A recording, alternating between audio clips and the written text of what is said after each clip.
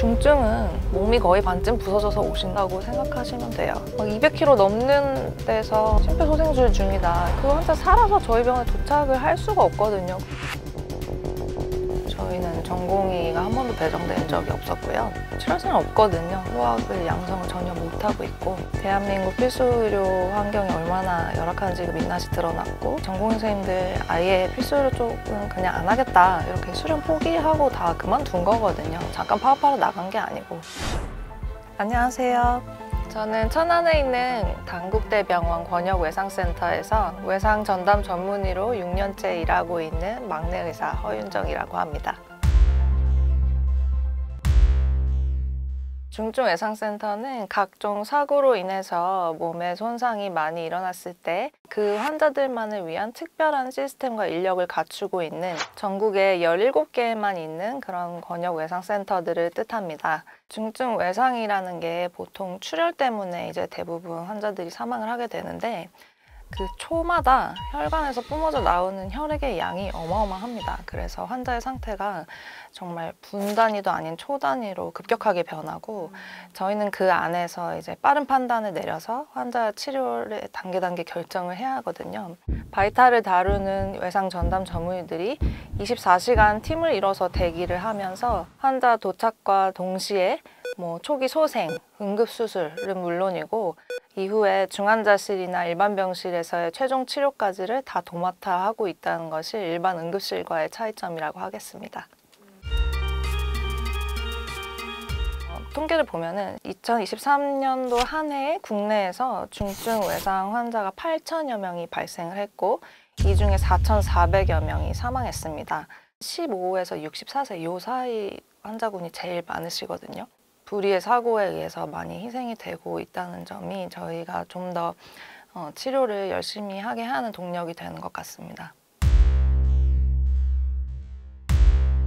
이런 중증 외상을 발생시키는 원인 1위는 뭐니 해도 운수 사고인데요. 그러니까 온갖 탈 것들과 관련된 사고들, 자동차, 오토바이, 자전거, 킥보드 등 이것을 운전하거나 혹은 그런 것에 치이거나 이런 사고로 인해서 희생되는 분이 가장 많고, 2위는 이제 공사 현장이나 혹은 일상생활 하시다가 어디선가 추락하고 미끄러져서 다치는, 이때는 주로 머리를 많이 다치게 되는데 그런 유형이 가장 많이 차지를 하고 있습니다.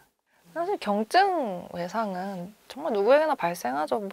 계단 내려가다가 발만 헛디뎌도 다리 부러지고 이럴 수 있잖아요. 그런 건 경증이고, 정말 중증은 몸이 거의 반쯤 부서져서 오신다고 생각하시면 돼요.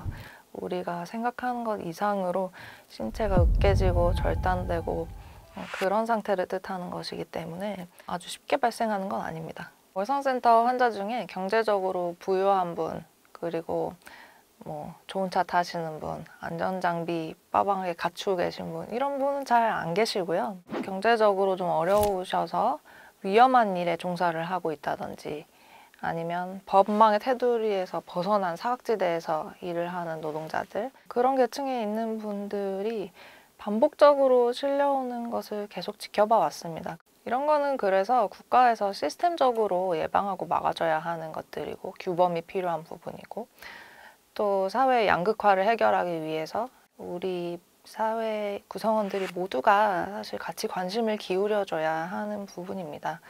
왜냐하면 그분들이 또 안 계시면 건물도 지어지지 않을 것이고, 교량도 없을 것이고, 힘든 제조업에 종사하시는 분도 없을 것이고, 어쩌면 우리 모두가 다 그분들에게 일정량의 빚을 지고 있는 것이거든요.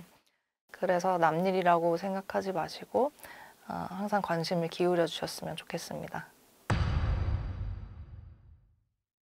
네, 어떻게 보면 살리고 나서가 다시 시작이에요. 환자가 의식이 없는 채로, 그리고 심장이 거의 뛰지 않는 상태로 외상센터에 내원을 하게 되면 일단 그 심장을 다시 뛰게 하고 환자의 눈을 뜨게 하고 이런 거에 집중을 하거든요.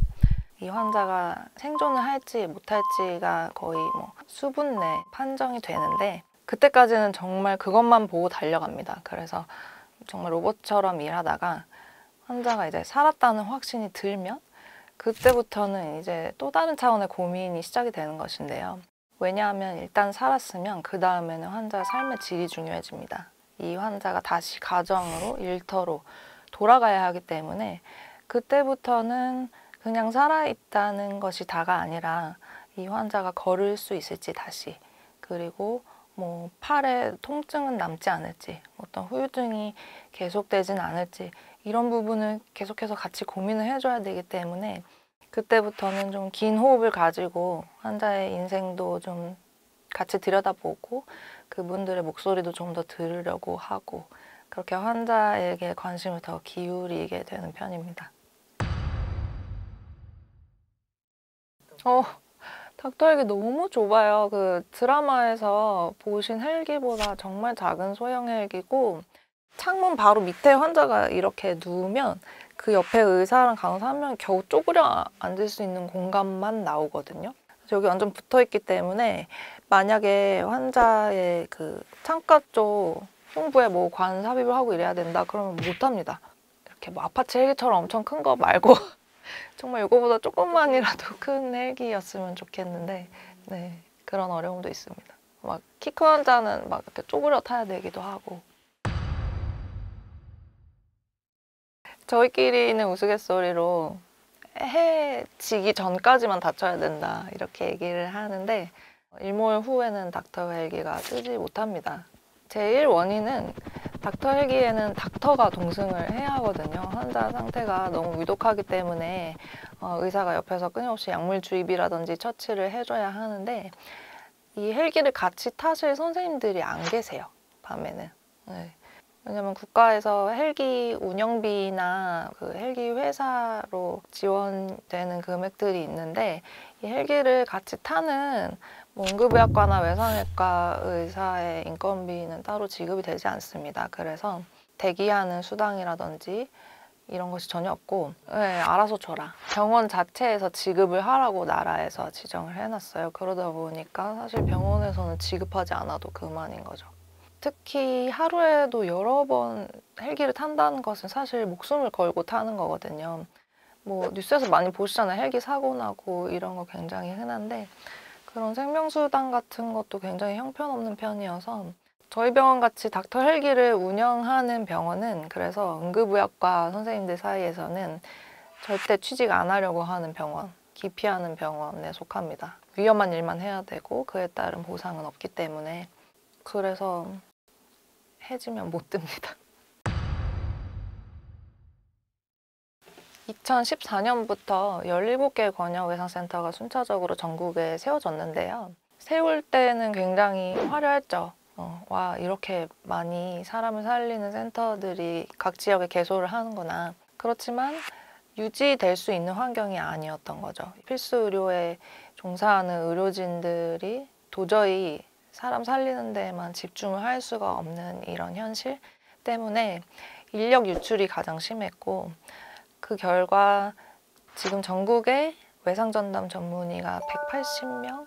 그게 한 2달 전이었으니까 지금은 또 한 10분 정도 더 그만두셨을 것 같아요. 그렇게밖에 남아있지 않는 상태이기 때문에 저는 저 스스로를 이제 멸종 위기종이다 이렇게 부르는데요.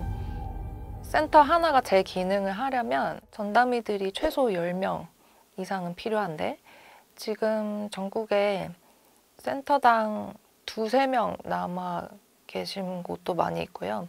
그런 경우에는 거의 기능을 못하고 있다고 보시면 됩니다. 그런 지역에서 사고가 났을 때 환자들이 가까운 곳에 외상센터가 있음에도 불구하고 외상센터가 불만 켜있고 기능을 못하면 다른 권역에 있는 외상센터까지 이송이 될 수밖에 없는 그런 상황입니다. 안 그래도 이런 문제가 있었는데 지난 1년 넘는 의정사태 기간 동안에는 더 심각했고, 저희 센터 주변에서도 그런 일이 많이 있었어요. 막 200km 넘는 데서 심폐소생술 중이다 이렇게 하면 그 환자 살아서 저희 병원에 도착을 할 수가 없거든요. 거의 사망한 채로 오게 되는 것이고, 그 환자가 특히 젊은 경우에는 너무나 안타깝죠. 그래서 어느 요일에는 저희가 다른 권역 외상센터가 문을 닫기 때문에 저희가 거기까지 다 봐야 된다, 지금 이런 상황이고, 저희도 인력이 그렇게 많은 편은 아닌데 지금 너무 힘듭니다. 번아웃도 많이 왔고 이거 정말 계속 해야 되나? 이렇게 생각하시는 팀원들도 많이 계시고요. 이런 일들이 굉장히 빈번하게 있다 보니 이제는 더 이상 뉴스에도 잘 나오지 않는 느낌이라서 너무 안타깝고 빠른 조치들이 필요하지 않나 생각합니다. 네, 아침 8시부터 다음날 아침 8시까지. 한 번 당직을 서면 외상팀원 3명에서 4명 정도가 같이 이렇게 당직을 서는 거거든요. 근데 저희 충남 권역 외상센터에 지금 외상 전담 전문의가 12명이 근무를 하고 있어요. 그러니까 횟수가 그렇게 나올 수밖에 없죠. 인력이 더 많으면 당직이 더 줄 수 있을 텐데 사실 지방이고 시설도 열악하고 하기 때문에 언제까지 지속이 가능할지는 의문이 남습니다. 외상센터에는 이 의정사태 이전에도 전공의가 전무했습니다. 저희는 전공의가 한 번도 배정된 적이 없었고요. 사실 전공의 선생님들이 외상외과에 와서 의사센터에서 어떤 일을 하는지 보고 뭐 매력에 좀 빠져보기도 하고 좀 배울 기회가 있어야 여기에서 일해보고 싶다 이런 마음도 갖게 될 텐데 전혀 그런 기회를 갖지 못하니까 일단 지원자가 더 없고 대한민국 필수의료 환경이 얼마나 열악한지 그 민낯이 드러났고 그렇기 때문에 이제 전공 선생님들 아예 필수의료 쪽은 그냥 안 하겠다 이렇게 수련 포기하고 다 그만둔 거거든요. 뭐 잠깐 파업하러 나간 게 아니고 그래서 더더욱 지금 외상센터로 올 그 후배의 씨가 말라버린 상태라서 지금은 우리가 있는 사람들끼리 이렇게 외상센터를 몸을 갈아가면서 지키고 있지만 과연 10년 뒤에 이 외상센터에서 실려오는 환자들을 누가 치료할 것인가 하면은 치료할 수는 없거든요. 호학을 양성을 전혀 못하고 있고 다 그만두고 나갔고 나간 친구들이랑 많이 만나봤는데 돌아올 생각이 없습니다. 막 너무 많이 실망을 했고 이러이러한 것들이 개선이 되면 다시 일을 할 수도 있다 했던 것들이 사실 굉장히 기본적인 것들이거든요. 뭐 불가항력적인 의료 사고에 대한 면책을 요구를 한다든지 그리고 전공의들은 피교육자고 수련생인데 그런 의료 소송이 발생을 했을 때 단독으로 고소를 많이 당했어. 최근 1, 2년간. 그러면 이제 지켜주는 사람 없이 전공의 선생님 혼자 막 소송 비용 감당하고 처벌받고 이런 경우가 굉장히 많았거든요. 그런 거에 대한 목소리를 들어달라고 했던 건데 이제 개혁이라는 이름 하에 그런 거는 다 무시되고 무조건 N수를 늘리면 해결될 것이다. 정부는 이런 식으로 생각을 하신 것 같아요. 이제 현장에서 일하는 기성 의사들, 뭐 저 같은 교수들이나 이런 경우에는 사실 방어 진료를 많이 하게 됩니다. 그리고 예전 같았으면 살리기 위해서 뭐라도 좀 더 해보려던 그런 환자들도 이거 해봤자 환자 사망할 것 같으면 좀 주춤하게 되고 안 하게 되고 실제로 그렇게 의료 현장이 지금 돌아가고 있습니다. 왜냐하면 의사의 과실이 없어도 환자가 사망을 하면 무조건 뭐 과징금을 내라 이런 식으로 판결이 많이 나고 있어요. 이걸 저희는 사법의학이라고 부르는데 환자가 죽으면 당연히 의사가 배상을 해야 된다. 이게 이상한 공식처럼 정립이 되어버려서 그런데 사실 환자가 사망하게 된 것은 안타까운 일이지만 정말 불가항력적인 상황이 많이 있고 그리고 그 환자에게 일어난 질병이나 사고를 의사가 유발한 것은 아니잖아요. 그런데 그런 원망이나 책임이 다 의사에게만 돌려지는 것 같아서 환자 목숨이 경각에 달하는 그런 현장에서 일하는 의사로서 너무 슬프고 두렵기도 하고 그렇습니다. 전혀 찬성하지 않죠. 그리고 정원을 늘린다는 것에 가장 큰 이유가 이제 지방과 필수 의료 분야의 의료진이 부족하다는 게 정부의 이유였잖아요. 그런데 정말 지방에서 필수 의료를 행하고 있는 의사로서 이게 얼마나 어이가 없냐면 의료 소송이나 이런 것들 때문에 필수 의료 전공을 하신 전문의 선생님들도 다 다른 분야에서 종사를 하고 계시거든요.